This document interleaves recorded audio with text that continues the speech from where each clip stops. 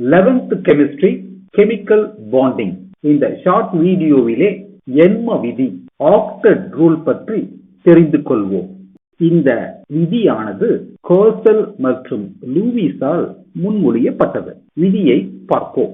எண்ம விதி: ஒரு வேதி பிணைப்பில் ஈடுபடும் அனைத்து அணுக்களும் தங்களது இணைதிர கூட்டில் 8 எலக்ட்ரான்களை பெறும் வகையில் தங்களுக்குள் எலக்ட்ரான்களை பரிமாற்றம் அல்லது பங்கிடுதல் செய்து கொள்ளுகின்றன. இதுவே எண்ம விதி.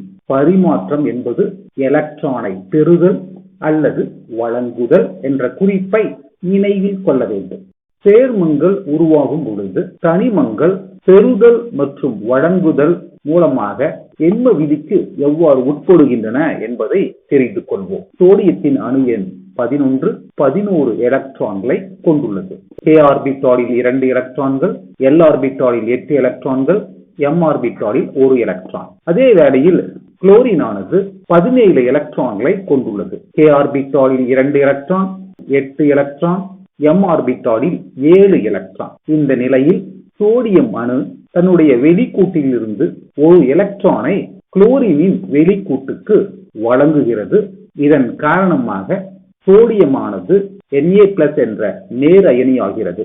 இதன் எலக்ட்ரான் அமைப்பு 2,8. அதே நேரத்தில் குளோரின் ஆனது ஒரு எலக்ட்ரானை பெற்று Cl- ஆகிறது. இதன் எலக்ட்ரான் அமைப்பு 2,8,8.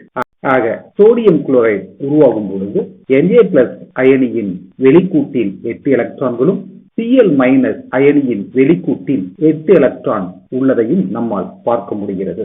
ஆக எண்ம விதிக்கு உட்படுகிறது. ஆக்சிஜன் மூலக்கூறு உருவாவதிலிருந்து எலக்ட்ரான்கள் பங்கிடுதலை எவ்வாறு நிகழ்த்தி எண்ம விதிக்கு உட்படுகின்றன என்பதை பார்ப்போம். ஆக்சிஜனின் அணு எண் 8. ஆக்சிஜன் அணுவின் அணுக்கருக்கள்: K ஆற்றல் மட்டம் 2 எலக்ட்ரான்கள், L ஆற்றல் மட்டம் 6 எலக்ட்ரான்கள்.